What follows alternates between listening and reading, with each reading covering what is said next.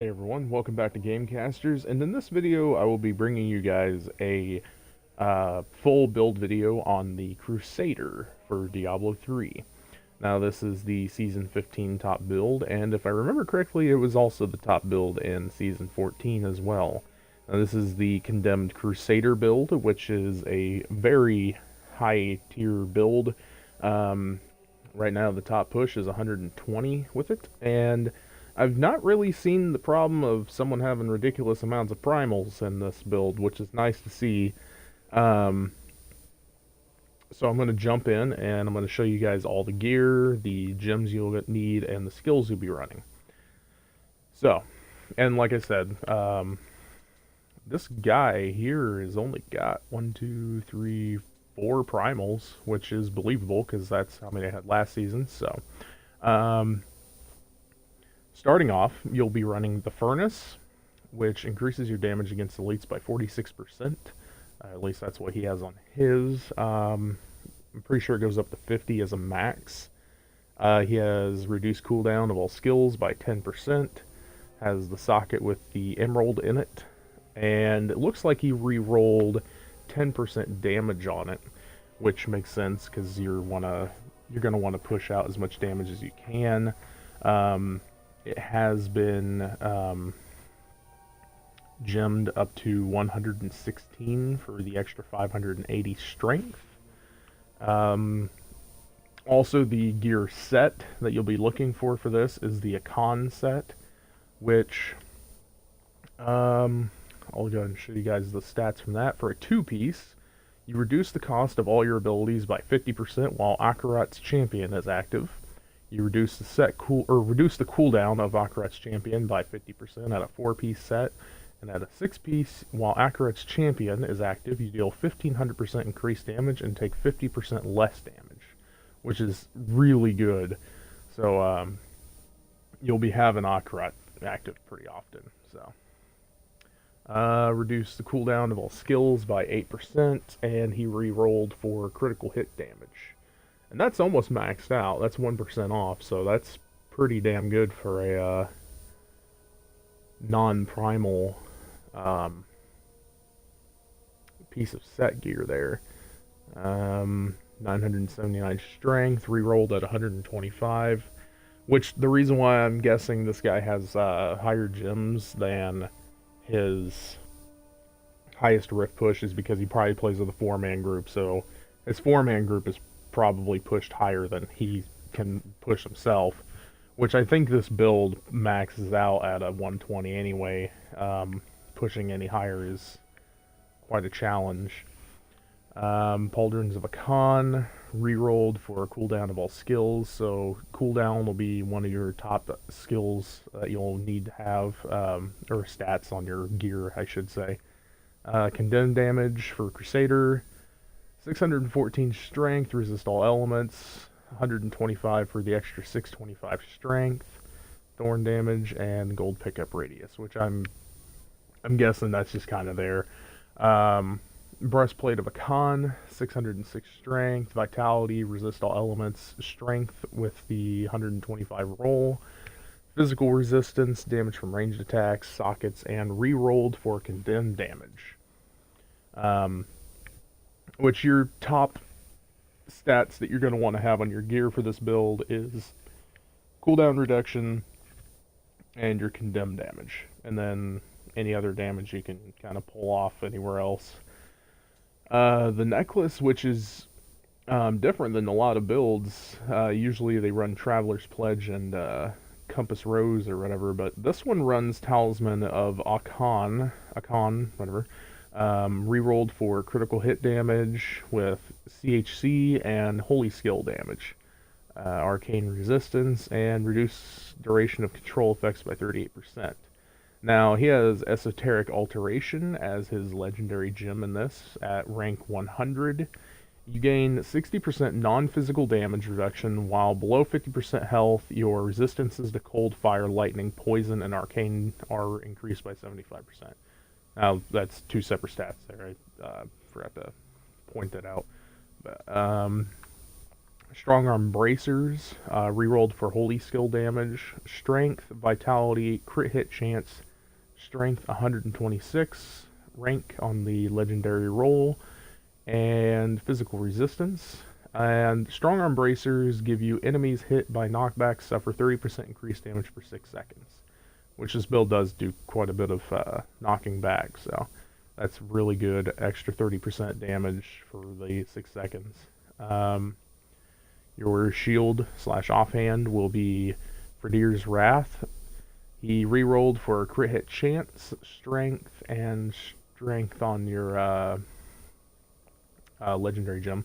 No, the other two aren't rerolls, obviously, but damage from melee attacks. Condemn has no cooldown, and its damage is increased by 800%, but instead costs 40 Wrath, which is pretty good. So you don't have to rely on a cooldown, you just have to make sure your Wrath is up. Damage to, or chance to deal 20% area damage on hit, and Condemn damage Crusader. There's nothing else on there. Now we're going to get into the meat of this. It runs a Restraint and Focus ring set. So you'll be running crit hit chance, crit hit damage, strength from your reroll thing, and fire resistance, and then life from health globes, or whatever secondary stats you get.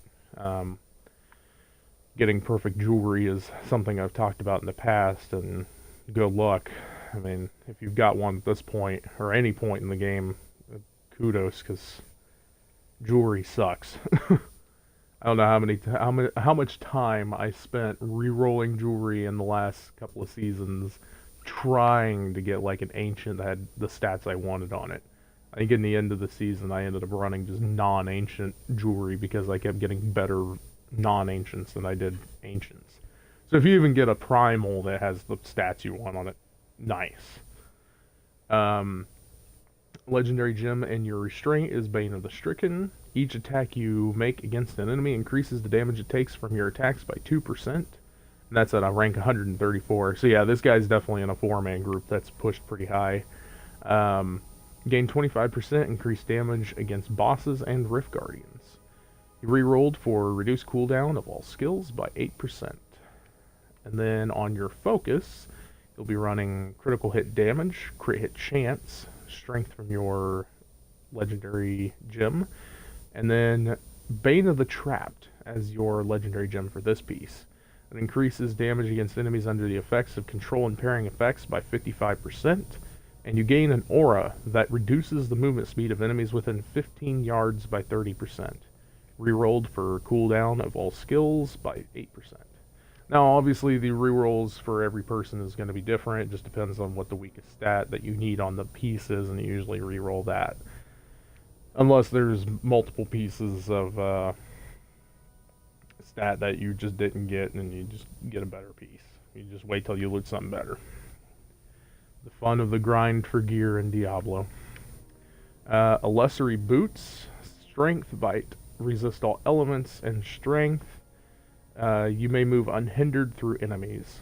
Now, this is one reason that I love this build, because these boots right here, I wish I could run on more builds, because you can literally just run right through all the enemies. So if you want to get to the elite packs or whatever you're hunting, it's free game. You don't get stuck on doors or anything like that, which is one problem I had with Energy Twister, because when you're playing on console, you can't like direct your attacks as easily as you can on PC, and a lot of the time when I'd go to use my Energy Twisters, it would pull them into a doorway, and then I was like, oh, well, I have to fight them now, or I have to lure them away or something. You kind of have to work around what you're able to do. And those give you 12% movement speed, which he got primals of those, which I believe last season, I think I actually got 2 pairs of these running my bounties, so that's pretty good. The Econ Pants, Strength, Vitality, resist all elements, and Strength. And it doesn't look... He rerolled for Vitality, which makes sense. You need the extra survivability. And Pants are usually survivability stats. There's never really any damage boosters or cooldown or anything on those. So, and then the String of Ears as the belt, strength, bite, resist all elements, re-rolled for life, 15%, strength from the 125 gem, and reduce damage from melee attacks by 30%. That's a primal right there. So he's got 1, 2, 3, 4 primals, which the illusory boots are an easy one to get because you just pretty much run bounties, which you have to do in the season because you have to get your mats or whatever. So the other 3 were pretty nice. Strong arm bracers, I've seen primals of those pretty common, so I believe all this. Now we'll jump into the skills. You're going to be running Akret's Champion, obviously, because that's what your build is based around, with Prophet as your rune, Slash with Guard, Iron Skin with Steel Skin, Provoke, Too Scared to Run, Walls of Valor, Unstoppable Force, Condemn, Vacuum, which is where this build gets its name, the Condemned Build. Holy Cause is one of your passives. Long Arm of the Law. Heavenly Strength, and Finery as all your passives. Now this is where we're going to get into the other stuff, because these are things that you can swap out, usually, depending on the build and how well it works and which ones you get better of. So the weapon is Blade of Prophecy. 2 condemned enemies also trigger Condemned Explosion, and damage of Condemned is increased by 800%. Now, you can run the Blade of Prophecy as your weapon, and you can have the Furnace cubed, and vice versa. It just depends on whichever one you get the better version of. So say you got a Primal Furnace, you'd be equipping the Primal Furnace because it would be better than your Blade of Prophecy if it was not Primal. And vice versa with that. And that goes for the rest of the gear in here. Lyric's Crown is your armor piece. Increases the effects of any gem socketed into your helmet by 100%. This effect does not apply to legendary gems, which... yeah, that could be swapped out as well, I guess. Yeah, because it would still affect either way. So there's nothing lost there if you used one or the other, as long as you have it on. And then your ring as your cubed item is Convention of Elements. You gain 200% increased damage to a single element for 4 seconds. This effect rotates through all the elements available to your class in the following order: Arcane, Cold, Fire, Holy, Lightning, Physical, and Poison. And that looks like everything about Condemned Crusader build. Now, that was the top guy. I'm just going to go through here and see if I notice anything different on anyone else. Alright. Yeah, looks like everybody up here is running similar builds. This guy doesn't even have any primals, which is nice, because that means that you've been trying. Good for you, man. Good for you. I mean, this guy's pushed 116. I mean, barely that time. That time, though. But 116 with not a single primal on. And he doesn't have all ancients either. So, good for you, man. Good for you. If you end up seeing this video, that is awesome right there. I like seeing the people that can push without having to worry about primals all that much. Which, I mean, honestly, primals just give you a guaranteed max stats to all your stuff, so, I mean, you can get pretty lucky. This guy's running Indestructible instead as one of his passives. What did you replace? No, not Heavenly Strength, Honor the Outlaw. What did you replace? Holy Cause. Holy Cause, that's what you replaced. Was that on... Yeah. So he used Indestructible instead of Holy Cause. I can't see what Indestructible does from this menu, so I can't tell you guys what the difference of that is. Let's see. Yeah, see, this guy's got a Primal Furnace, which means you'd be running that over having the Blade of Prophecy, like I said. But anyways, that is Condemned Crusader for you guys.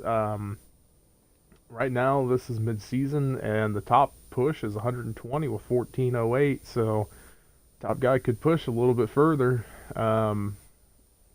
with the right rift and maybe a couple extra better stats on his gear. Got a month left in the season, so there's still time to climb and still time to gear out.